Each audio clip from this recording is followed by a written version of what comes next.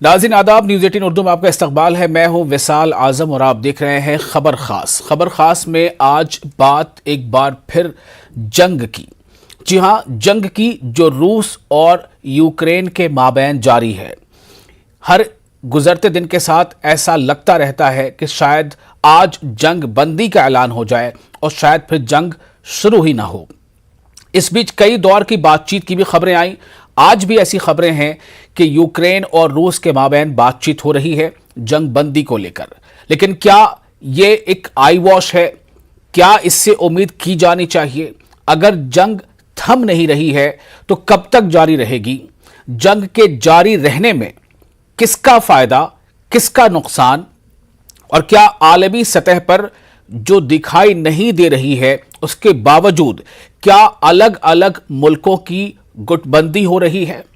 क्या इसमें हथियारों के खरीद फरोख्त का मामला वो एक अलग कहानी बयां कर रहा है? क्या इसमें इस तरह की जो बातें आ रही हैं कि इस जंग पर जिस तरह का जो मगरबी मीडिया है, यानी वेस्टर्न मीडिया जो है, जिस तरह की कवरेज दे रहा है, जिस तरह से यूक्रेन की चीज़ों को हाईलाइट कर रहा है, दिखा रहा है, क्या इसी तरह के नज़रिए के साथ वो उन तमाम जंगों को भी देखता रहा है, कवर करता रहा है जिसका ताल्लुक दूसरे हिस्से से है, चाहे मशरिक़ वस्ता से हो या इज़राइल फ़लस्तीन से हो? लेकिन कुल मिलाकर जहां जो भी बयानबाजी हो, जिसको जो अपनी ताकत दिखाना या मुजाहरा करने की बात हो, इसमें नुकसान आम इंसानों का हो रहा है। इसी बीच खबर यह भी आई कि चीन ने रूस की मदद की बात कही है या रूस ने चीन से मदद तलब की है। इस पर अमेरिका ने अपने सख्त तेवर दिखाते हुए कहा है कि चीन को इस बारे में तस्दीक या इसकी तरदीद करनी चाहिए, और अगर चीन ऐसा कोई कदम उठाता है तो वो नतायज भुगतने के लिए तैयार रहे। सवाल सिर्फ इतना है कि क्या ये जंग अब खत्मे की तरफ बढ़ नहीं रही है, बल्कि ये जंग और फैलती चली जा रही है? इसका कितना असर पूरे दुनिया पर, खासतौर से एशिया पर, यूरोप पर, हिंदुस्तान पर क्या कुछ हो सकता है? ऐसे कई सवालों के साथ आज हम हाजिर हैं। हमारे साथ होंगे कई खास मेहमान, आप बने रहे हमारे साथ।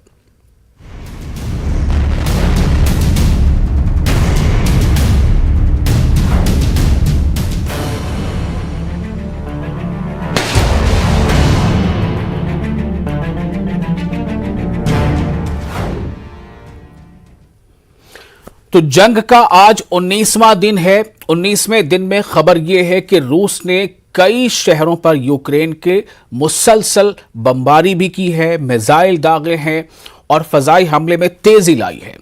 यूक्रेन की तरफ से भी कई ऐसे वीडियोस आ रहे हैं, ऐसा दावा किया जा रहा है कि वो रूसी फौजियों को मुंह तोड़ जवाब दे रही है यूक्रेन की फौज। लेकिन क्या इन सब चीज़ों में सच्चाई कहीं पर छिप रही है या कहीं बहुत ज़्यादा उजागर हो रही है? हम ऐसे कई सवालों के साथ जुड़ते हैं अपने मेहमानों से। हम उनका तारुफ कराते हैं। हमारे साथ हैं कमांडर जीजे सिंह, जो डिफेंस एक्सपर्ट हैं। हमारे साथ डॉक्टर राजन कुमार हैं, एसोसिएट प्रोफेसर हैं इंटरनेशनल स्टडीज़ के JNU से, और मोहिबुल हक हैं, प्रोफेसर पॉलिटिकल साइंस AMU। आप तीनों का बहुत बहुत इस्तकबाल है न्यूज़ 18 उर्दू के इस खास शो में जिसका नाम है खबर खास। मैं सबसे पहले आपके पास आना चाहूंगा डॉक्टर राजन कुमार। अगर आपको मेरी आवाज मिल पा रही हो तो मैं पहले यही जानना चाहता हूं कि ये जो रूस और यूक्रेन के बीच ये जंग बंदी या फिर जंग होते रहना, बातचीत के दौर का सिलसिला भी चलते रहना, हवाई हमले भी होते रहना, क्या ये जंग का जो मुहाना है वो अब बड़ा होते जा रहा है? क्या आपको ऐसा लग रहा है कि इसमें चाहे न चाहे बहुत सारे ममालिक अब पक्ष लेने लगे हैं या मुखालफत करने लगे हैं और उनकी भी डायरेक्ट या इनडायरेक्ट इसमें शमूलियत है? देखिए, ये जंग जो है ये रुकने का नाम नहीं ले रहा है, और जिस ढंग की पॉलिसी है उसमें आप ये मान के चलें कि चाहे वो नेटो जिस ढंग से करने की कोशिश कर रहा है या फिर जिस ढंग से रूस की जो पॉलिसी है, तो वहां पे ये जंग खत्म नहीं होगा। नेटो वहां पे बोल रहा है कि वो मदद करता रहेगा। नेटो वहां पे पोलैंड पे दबाव है कि वो अपने एयरलाइंस पे देने की बात कर रहा है। तो वैसी, हालांकि अमेरिका ने इसको मना किया है, लेकिन इसके बावजूद मुझे लगता है कि रूस की जो पॉलिसी है, जब तक वहां पे आप रजीम चेंज या उस ढंग का फेवरेबल रजीम नहीं आता है, मुझे नहीं लगता है कि कि रूस वहां पे मानने वाला है जी। और रूस की जो पॉलिसी है वहां पे 2-3 चीजों पे निर्भर करती है कि रूस कब रुकेगा।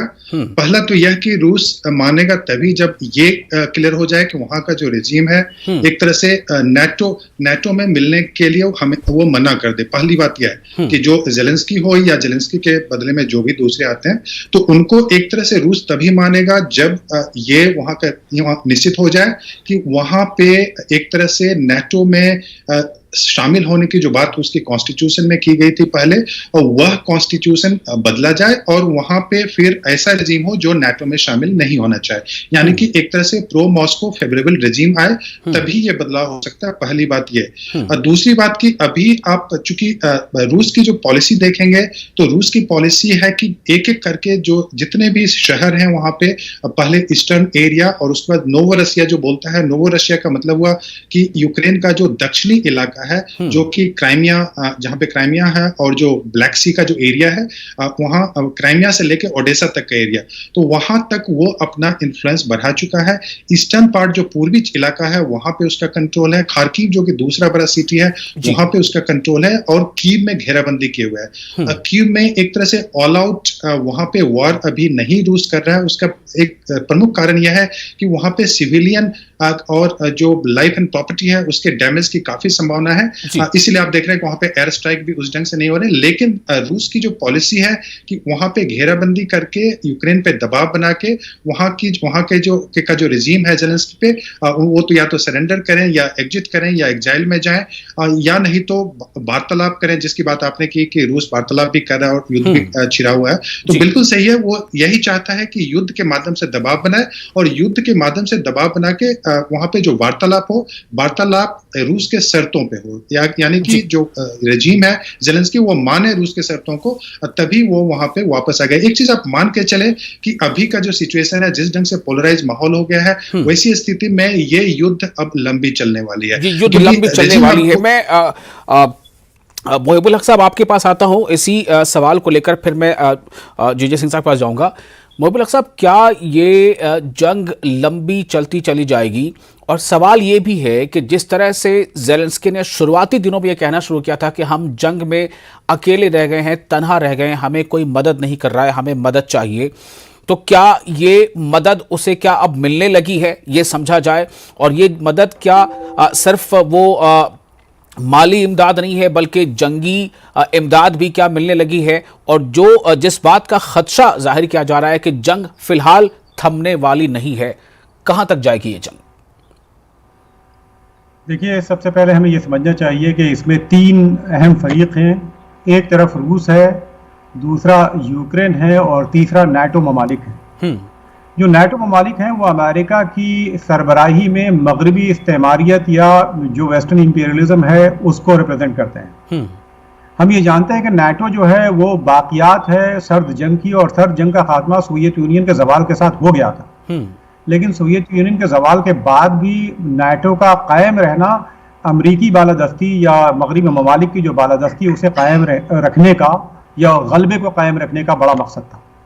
अब जाहिर सी बात है कि पहले आप देखें Romania, Bulgaria, Hungary, Poland, Romania, चेक, तमाम ईस्टर्न यूरोप को जो फॉर्मर सोवियत यूनियन के इन्फ्लुएंस में आते थे उनको नाटो में शामिल कर लिया गया जी। आप फिर देखेंगे जो पोस्ट सोवियत स्पेस कहलाता है उसमें से 3 रिपब्लिक्स को 2004 में इन्होंने नाटो में शामिल कर लिया, जिन्हें एस्टोनिया, लिथुआनिया और लैटविया कहते हैं। और साथ ही साथ जॉर्जिया और यूक्रेन अब नाटो ज्वाइन करने के कोशिश में थे।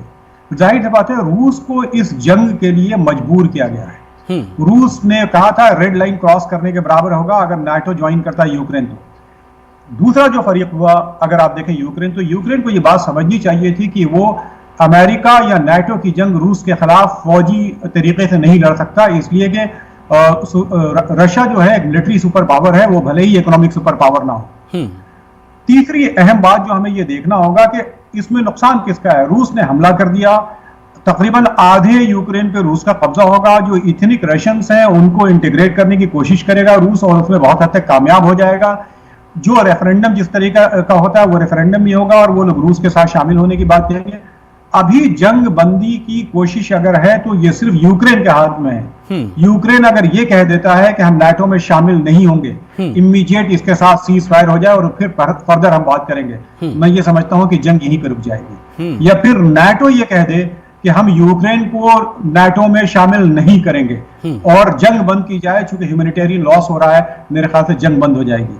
लेकिन हम ये जानते हैं, आखिरी बात मैं कह रहा हूं इस सिलसिले की, हम ये जानते हैं कि जो नाटो ममालिक हैं वो सीरिया में जो इन्वॉल्वमेंट हुआ रूस का, उसके बाद से वो जिसे कहते हैं होशियार हो जाना, और उन्होंने ये सोचा कि अब यूक्रेन को सोवियत यूनियन के लिए जैसे अफगानिस्तान को जिसे कहते हैं कि कब्र बना दिया गया था, कब्रिस्तान बनाया गया था सोवियत यूनियन के लिए, वैसे ही यूक्रेन को रशियन फेडरेशन के लिए हम ऐसा बना दें कि वहीं इंगेज रखें और रशिया तबाह बर्बाद इकोनॉमिकली होता रहा और एक जंग, लंबी मुद्दत की जंग में यूक्रेन में इन्वॉल्व रहा है। जाहिर सी बात है वेस्टर्न कंट्रीज सिर्फ उन्हें सप्लाई करते रहेंगे आर्म्स और वेपन्स, और रशिया के खिलाफ उन्हें फाइट करने के लिए जिसे कहते हैं प्रोवोक करते रहेंगे। नुकसान सिर्फ यूक्रेन का होगा, या फिर जो थोड़ा बहुत नुकसान होना है वो रशिया का होगा। नाटो ममालिक खामोश तमाशाई बने हुए देखते रहेंगे।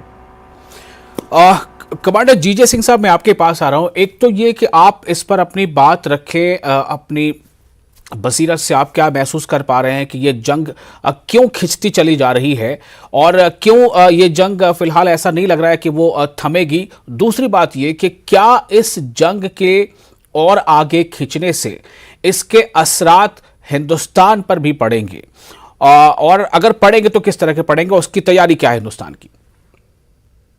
देखिए, सबसे पहले मैं एक चीज साफ करना चाहता हूं कि इस लड़ाई के अंदर जो प्रेसिडेंट पुतिन थे, उनकी जो दिल की मंशा थी वो गलत थी। पहले अगर आप सोचें तो 2014 के अंदर उन्होंने क्रीमिया को दबोचा, इसके बाद बेलारूस के ऊपर आ गए, फिर वो एक जैसे पहलवान होता है एक ताकतवर देश होने से यूक्रेन को अपने टर्म्स एंड कंडीशन बताने लगे कि आप नाटो ज्वाइन नहीं करेंगे, आप मेरी रेड लाइन है, यहां से आगे नहीं बढ़ेंगे। यूक्रेन जो है वो एक डेमोक्रेटिकली, ज़ेलेंस्की जो है डेमोक्रेटिकली एंड एक सॉवरन प्रेसिडेंट है, वो डेमोक्रेटिक इलेक्टेड है। उनके जो दिमाग था उसमें ये आया कि ये हमें कौन दबाने वाला है, हम इसके नेबर हैं, एक सॉवरन है, डेमोक्रेटिक हैं, तो वो उसकी रग को पहचान गए। जबकि मैं समझता हूं कि जो प्रेसिडेंट पुतिन है वो इसकी रग को नहीं पहचान पाए। अब जो लड़ाई चल रही है वो आन बान शान की लड़ाई है। ज़ेलेंस्की साहब जो लड़ रहे हैं और यूक्रेन की फौज जो लड़ रही है वो अपनी धरती माता की के लिए, की जय के लिए लड़ रही है। वो अपनी जिसे कहते हैं जो उनका देश है वो उसके लिए लड़ रहे हैं, और लोग ये एक्सपेक्ट करते हैं कि वो क्योंकि कमजोर देश थे और उनको उनके सामने घुटने डाल देने चाहिए, उनके सामने हथियार फेंक देने चाहिए थे, ताकि वो इनके ऊपर आकर गुलाम बनाए, इन्हें, इनकी महिलाओं की उनके आर्मी रेप करे, इनके ऊपर हावी हों, ये इनको ठीक नहीं। तो मैं समझता हूं कि ये ज़ेलेंस्की साहब का सबसे पहले जिस तरीके से उसने सोचा था, पुतिन ने सोचा था कि मैं इसको 72 आवर्स के अंदर अपने आप कब्जा कर लूंगा, इसको गिरा दूंगा, वो गिरा नहीं पाया। आज 19वां दिन चल रहा है, तो 16 दिन की अगर कहें तो ये उसको मुंह की खानी पड़ रही है। ये मैं तो समझता हूँ उसकी बड़ी बेइज्जती है। अभी वो बात कर रहे हैं कि हम सीरिया से फाइटर लेके आएंगे, और मैं एक चीज आपको बताऊं कि क्या इनकी आर्मी के हौसले टूट गए हैं? मैं तो कहता हूं इनको शर्म आनी चाहिए, क्योंकि आज तक सिर्फ एक शहर 19 दिन के बाद खरसोन जो है वो इन्होंने कब्जे में किया है। ये जो बात होती है कि कारकीव जीत लिया इन्होंने, जहाँ सुमी को ले लिया, जो उनका वो मारियापोल है उसको ले लिया, ये सब उनके बिल्कुल 30-40 किलोमीटर के डिस्टेंस पे हैं। ये लोगों के जहाज जो लेकिन हवाई जो जहाज अभी वो जो मिसाइल खबरें अटैक आ रही करते हैं उसके मुताबिक मैं इन खबरों की देखिए, तस्दीक तो नहीं मैं कर खत्म सकता, कर रहा लेकिन हूं, ऐसी मैं कुछ खत्म खबरें आ कर रही रहा हैं हूं, कि रूस का ऐसा मैं खत्म कोई कर रहा बयान हूं। सामने आजम आया है भाई, कि हमारा बोलने मकसद दीजिए, 2 मिनट और यूक्रेन बोलने के दीजिए। अवाम की हिफाजत करना है और इसलिए हम यूक्रेन के शहरों पर काबिज होंगे। देखिए, मुझे एक का बात मैं खत्म कर लूं जी। कि अभी तक कोई भी शहर जो है हम्म। इनका कब्जे में नहीं हुआ। कब्जा तब होता है जब पैदल फौज, जब उसकी इन्फेंट्री आके कंट्रोल करती है। तो मैं समझता हूं ये लड़ाई खींची जाएगी। ये लड़ाई जो है ये अब अपने दम पे लड़ रहा है, अपनी स्टीम पे लड़ रहा है, अपने पैरों पे लड़ रहा है। ये एक बहुत बड़ा संदेश भी जाता है जी कि दुनिया में अपनी लड़ाई आप लड़नी पड़ती है। और ये जो एंटी वेस्ट प्रोपेगेंडा है कि हथियार बेचने हैं, मैं ये पूछना चाहता हूं जो ये कहते हैं कि अमेरिका ने या दूसरे वेस्ट कंट्री ने अपने हथियारों को बेचना है। जी। अरे भी इनके हथियार बिकते हैं तेजी से क्योंकि उनकी क्वालिटी अच्छी है। क्योंकि नहीं तो लोग जो अपाची, ये चिनूक एंड हरकुलिस और ये globe master and 777 field guns दुनिया के अंदर क्यों लोग लेते हैं? क्योंकि प्रोडक्ट अच्छी है इनकी। मैं तो दोनों को देखा हुआ है अपनी सर्विस के अंदर। ये जो सोवियत यूनियन या रशियन जिसे कहते हैं, इनके प्रोडक्ट इतने सुपीरियर नहीं है। हाँ है कुछ हद तक, इसलिए सस्ते हैं क्योंकि ये इतने सुपीरियर नहीं है। ये तो मुझे बताएं, आप कहीं चले जाइए, आप चाइना से खरीदे अगर उनके अच्छे हैं। अच्छा जीजे सिंह साहब, मेरा एक सवाल आपसे ये भी था कि क्या ये जंग अगर लंबी खिंचती है तो इसका किसी तरह से कोई असर हिंदुस्तान पर भी पड़ने वाला है? किस तरह का वो असर हो सकता है? हिंदुस्तान इसके लिए कितना तैयार है? इस बारे में कुछ कहना चाहेंगे आप? ये बिल्कुल पड़ेगा क्योंकि जो तीर है वो कमान से निकल चुका है, वो वापस नहीं आने वाला। और ये दिन से दिन बढ़ेगी। ज़ेलेंस्की और उनकी फौज जो उनके वो हाथ नहीं जिसे कहते हैं डालेगी। और दूसरी तरफ जो रूस है, अभी आप देखना और 3-4 दिन की बात होगी, बुखलाट के अंदर जैसे वो कभी कहता है कि मैं न्यूक्लियर फोर्स को अलर्ट कर दिया, कभी पुतिन कहता है कि मैं न्यूक्लियर हथियार यूज करूंगा, कभी कहता है मैं पहले यूज नहीं करूंगा। ये बुतू की बातें करता है, वो करेगा, वो जरूर करेगा क्योंकि ये काबू में नहीं आएंगे और उसकी बेइज्जती हो रही दुनिया के अंदर।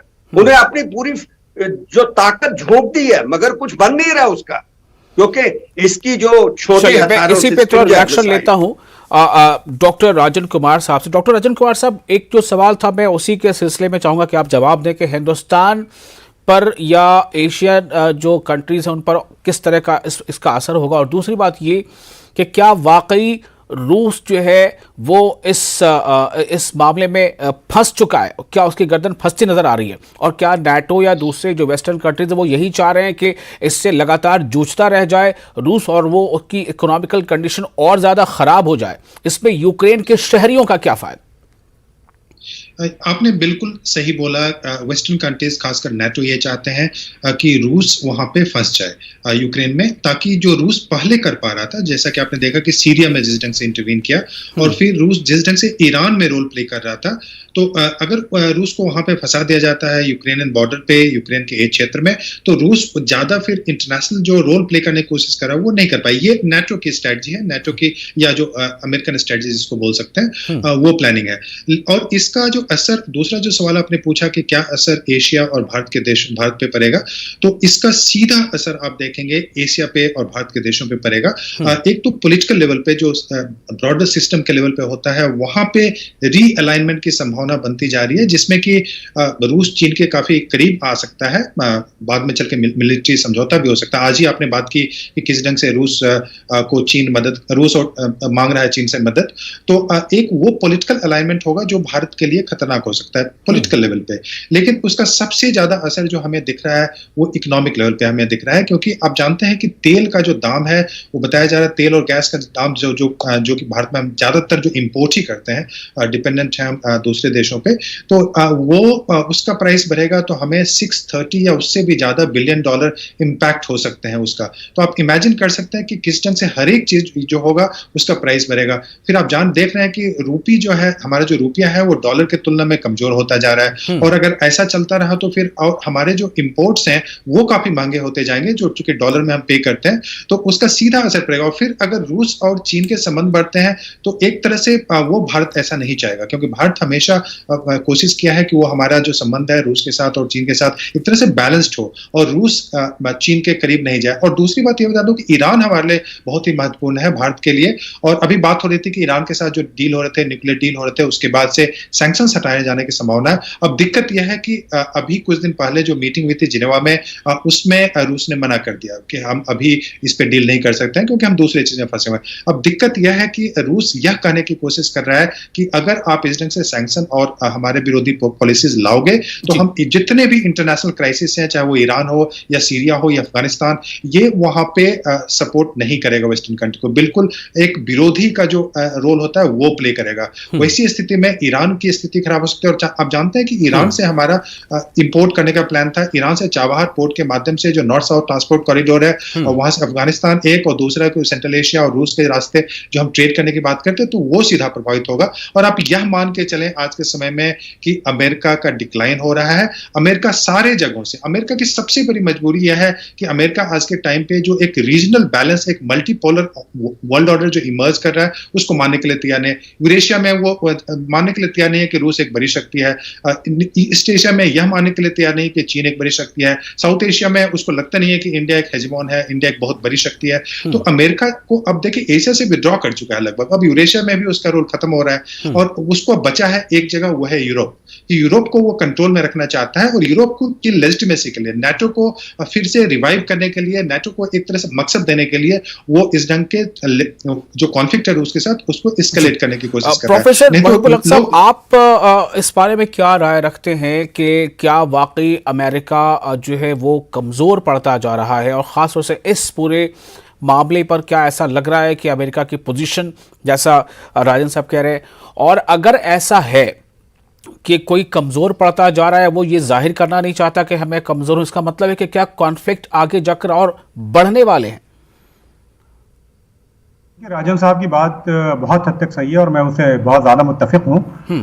एक बात जो खास करके हम लोगों को देखने की है, वो जो नेचर ऑफ कॉन्फ्लिक्ट है, खास करके अगर आप देखें तो वो आजकल ट्रेड वार का जमाना है, और माशी और इक्तसादी जो जंग जारी है पूरी दुनिया में, तिजारती, माशी और इक्तसादी, रूस के साथ जो अमेरिका करना चाह रहा है वो उसे इकोनॉमिकली, फाइनेंशियली बैंकरप्ट करना चाहता है, इकोनॉमिकली आइसोलेट करना चाहता है।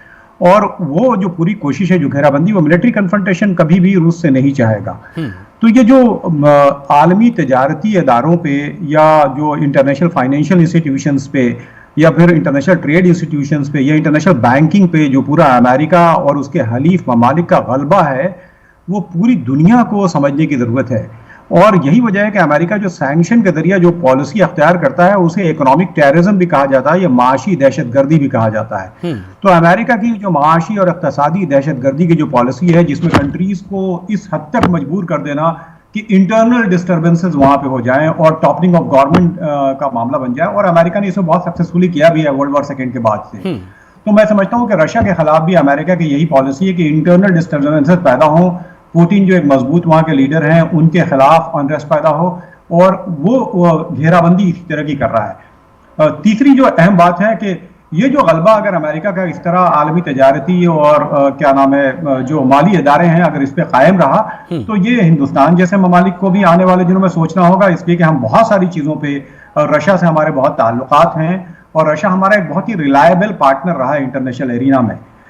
हमारे लिए बड़ी अनकंफर्टेबल पोजीशन हो सकती है कि हम एक तरफ काउंटर बैलेंस करना चाहते हैं चाइना को, चाइना के जो एग्रेसिव पॉस्चर हैं, और उसके लिए हमें अमेरिका के कुर्बत भी जरूरत है, और दूसरी जानिब हमें रशिया के अपने रिलेशंस को भी बैलेंस करना है। तो हमारी अपनी डिप्लोमेसी के लिए और इस पूरे सिचुएशन में हम बहुत ही अनकंफर्टेबल जोन में आ जाते हैं। मैं बार बार सजेस्ट करता रहा हूं कि इसके लिए जरूरी यह है कि हिंदुस्तान एक थर्ड ब्लॉक की नुमाइंदगी करे, जैसे नॉन अलाइन मूवमेंट को जैसे मजबूत किया गया था, उसी तरह मैं ये समझता हूँ कि 70-80 ममालिक के साथ हिंदुस्तान मिल करके एक नया ब्लॉक बना करके और ग्लोबल पीस की बात कर सकता है, ह्यूमैनिटेरियन इंटरवेंशन की बात कर सकता है, नेगोशिएशन और डायलॉग की बात कर सकता है, और हम अपने लिए इंटरनेशनल एरिना में एक बड़ा स्पेस तलाश कर सकते हैं। और जो मोरल रेस्पेक्ट हम कमांड करते थे जवाहरलाल नेहरू वगैरह के जमाने में, वो मॉरल रेस्पेक्ट हम फिर से पूरी इंटरनेशनल एरिना में कमांड कर सकते हैं। मैं इस पर एक फाइनल कमेंट लेना चाहूंगा कमांडर जीते सिंह साहब से। जाहिर है कि आप तो डिफेंस के हवाले से ज़्यादा आप इस पर बात करना चाहेंगे और आपने की भी, लेकिन मैं एक फाइनल कमेंट लेना चाहता हूं कि हिंदुस्तान के लिए क्या ये वाकई बेहतर है जो प्रोफेसर मोहिबुल हक अभी कह रहे हैं? कैसे बैलेंस किया जाए, किस तरह ये दिखाया जाए कि हम किसी का सपोर्ट नहीं भी कर रहे हैं या हम उसके साथ नहीं खड़े हैं और हमारे जो ताल्लुकात हैं रूस के साथ वो बेहतर से बेहतर भी होते जाएं? कितना मुमकिन है ये? देखिए, जैसे जैसे आप कह रहे हैं कि बैलेंस तो हम कर रहे हैं, इसमें कोई शक नहीं, मगर पहले वाला मैं आपका जवाब देना चाहता हूं जो बात कर रहे थे, इससे सबसे बड़ी इस लड़ाई के साथ अगर ये खींची जाती है और लंबी, हमारी जो डिफेंस सप्लाईज है रशिया से, इसके ऊपर इफेक्ट आएगा। हमारे जितने 70-80% जो आर्मामेंट है वो रशिया से है और उनकी मेंटेनेंस, उनकी सप्लाईज जो है वो बहुत ही एक बुरे तरीके से प्रभावित हो सकती हैं। बाकी मैं ये कहना चाहता हूं कि मेरे अपने विचार है इसके अंदर, मैं कई चीजों पे नहीं आपके दो पैनलिस्ट की बात से एग्री नहीं करता कि अमेरिका कमजोर पड़ चुका। अमेरिका ताकतवर देश है, वो अभी बहुत ही बाइडेन साहब जिसे कहते हैं मैच्योरिटी के साथ अपनी एक सियानत की बात कर रहे हैं कि वो इसके अंदर कूद नहीं रहे, क्योंकि अगर ये कूद जाए, इनको जवाब देना शुरू कर दे बड़े हथियारों से, जैसे वो यूक्रेन को मार रहा, तो फिर तीसरा युद्ध जो है बिल्कुल इसका खदशा बढ़ जाता है। बिल्कुल इस बात पे लगभग सभी मुत्तफिक है कि अमेरिका या बड़ी ताकतें जो भी वो सीधे तौर पर इसमें शामिल नहीं आना चाहती। हाँ ठीक है, कोई अपना अपना मफाद कैसे बिना मिलिट्री कॉन्फ्लिक्ट के हासिल कर लें, इस पर सबकी तवज्जो शायद जरूर टिकी है। बहुत शुक्रिया आप तमाम मेहमानों का इस खास मौजू पर गुफ्तगू करने के लिए। नाज़रीन मुझे दीजिए इजाजत, आदाब।